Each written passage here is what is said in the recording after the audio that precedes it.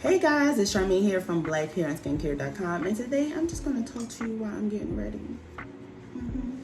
So what I want to talk to you guys about is basically what styles you should get and what styles you shouldn't get while you are trying to grow your hair back, especially when you're trying to grow your hair back from alopecia.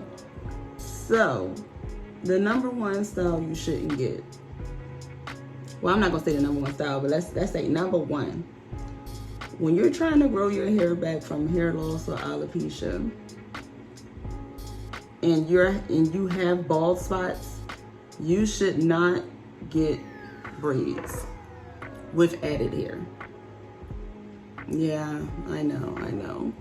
You're like, what are you talking about? Don't braids help grow your hair? Yeah, they do. They do if you're doing right. But if you are suffering from hair loss, think about it. Your hair strands are already weak, right? And then you go ahead and add some more tension on those hair strands by adding some synthetic or human hair to those hair strands.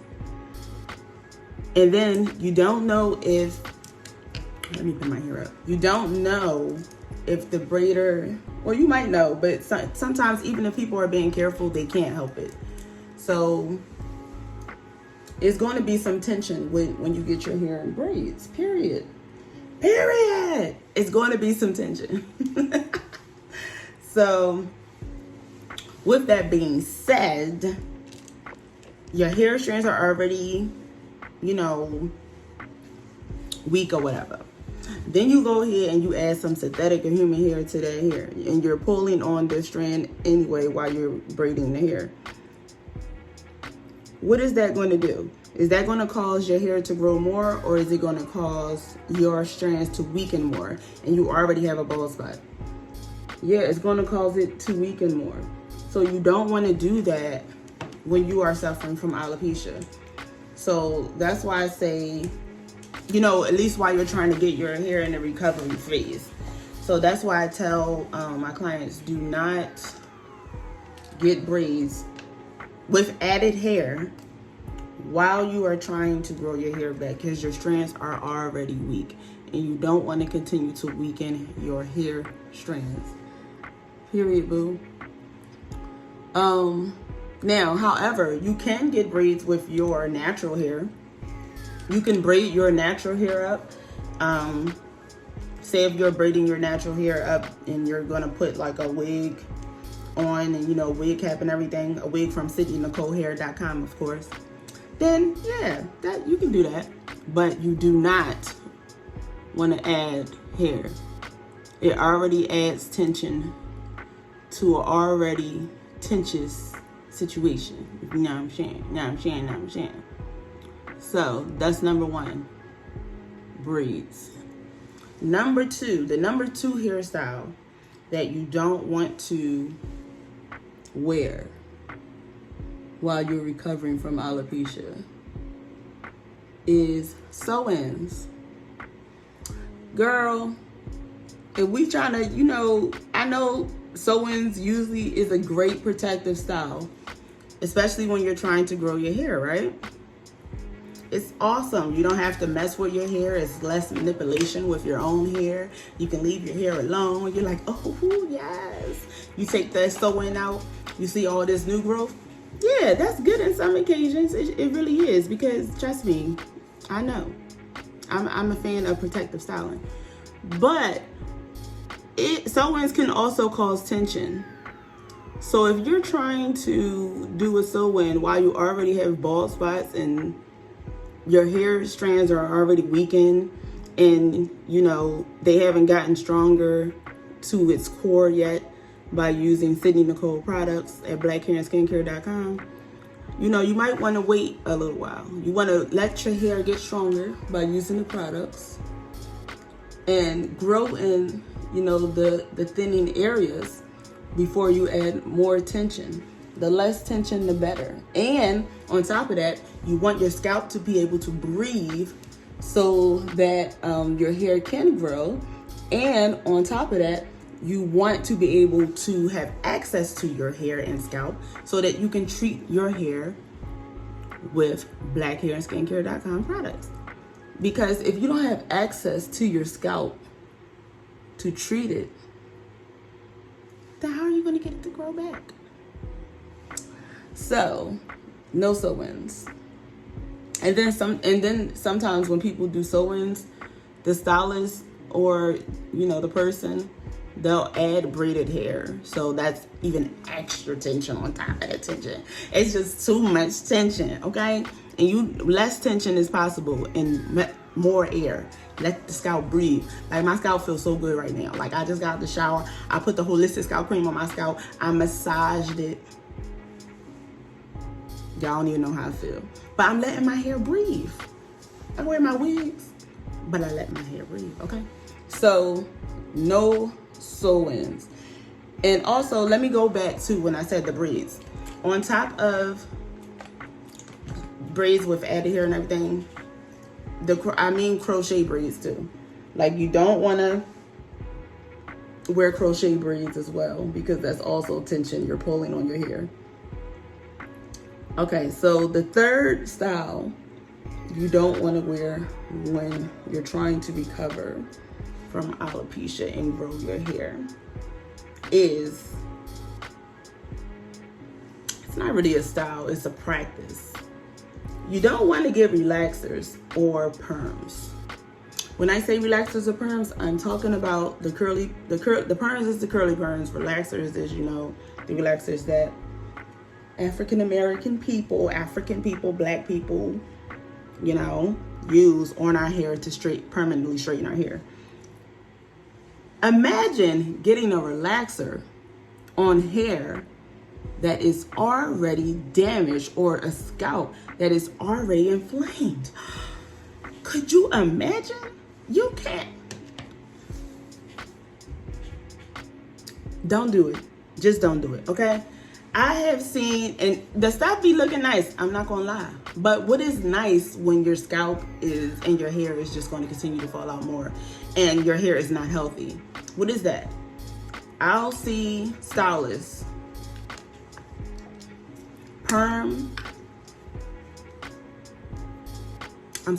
relax people's hair who have alopecia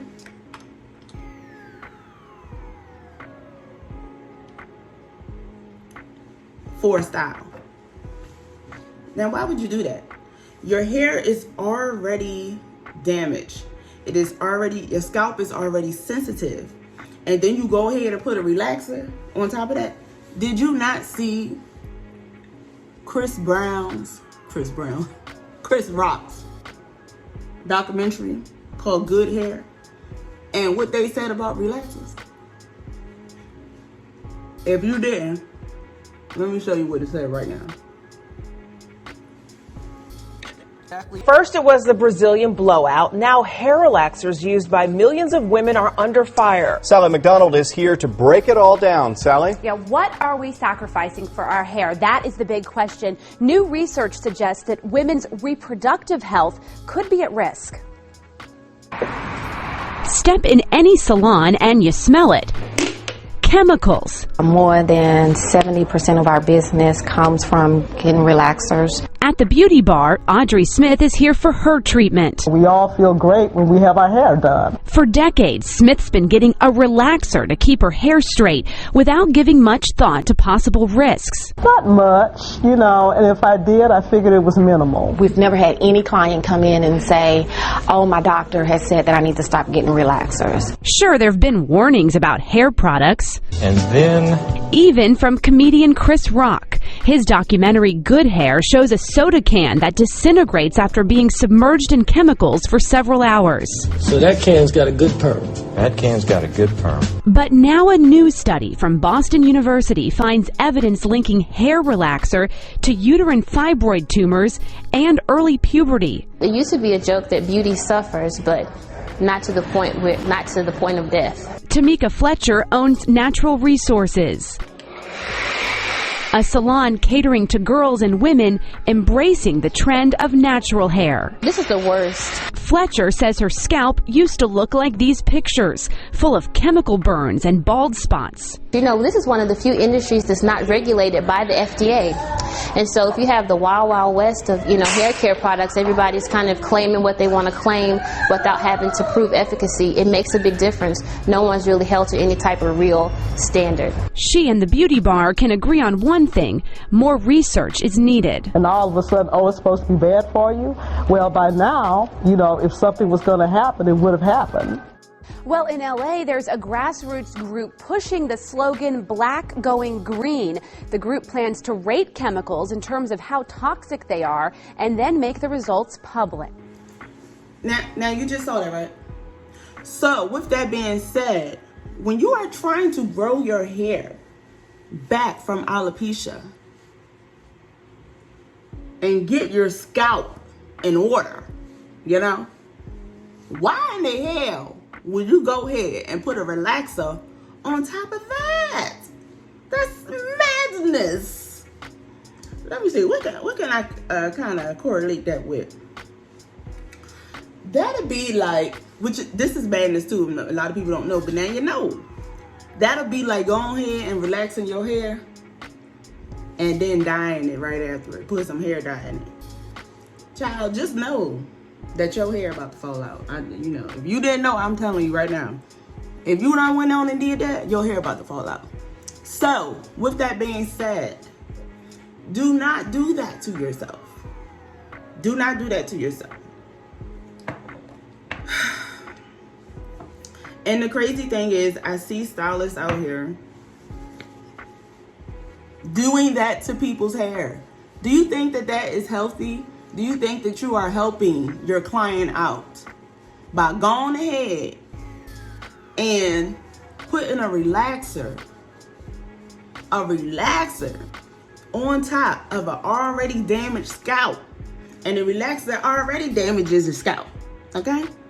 It has been linked. Relaxers have been linked to fibroids in black women. The relaxer's so crazy, it went out and it gave the black women fibroids. So why would you go ahead and put a relaxer on a client's scalp who already has alopecia and hair loss? I'm gonna need you, the stylist I'm talking to now that do that, to go ahead and go get some more education. And I'm gonna need you to stop taking your clients down with your bad practices, because you just wrong for that. Do not give your client a relaxer when they're already dealing with hair loss. You're just making the situation worse. That's just like going in and pouring gasoline on the scalp and lighting the match. That's what you might as well say you're doing, because that's not right. All right, it's not. Now, to recap, the top 3 styles you should not be wearing while you are suffering from hair loss, alopecia, is braids, no crochet braids, no braids with added hair pretty much. 2, sew-ins. No sew-ins. It already has tension on your scalp. Some stylists also added hair, so no sew-ins. Just not right now. You can get it later, but not right now. 3, no perms or relaxers. That's just like committing scalp suicide and hair suicide when you're trying to recover from alopecia and hair loss. Just don't do it. Just don't do it to yourself. Just don't. And if a stylist trying to do that to you, run fast, because they messed up for that. So those are the top 3 styles that I would not wear when you're trying to recover from alopecia and hair loss. If you want to see another video with the top styles that you should wear or can wear while suffering from hair loss and alopecia, make sure y'all thumbs up this video and comment below, and I will make sure that I do a video on that, okay? All right, guys, it's time to take your crown back, and I'll talk to you later. Bye.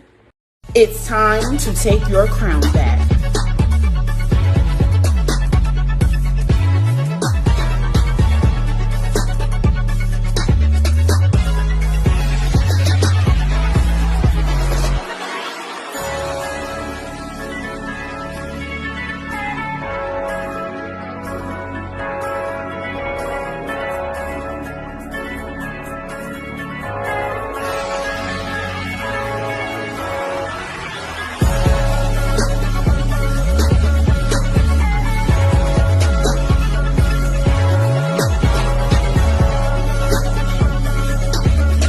today at blackhairandskincare.com.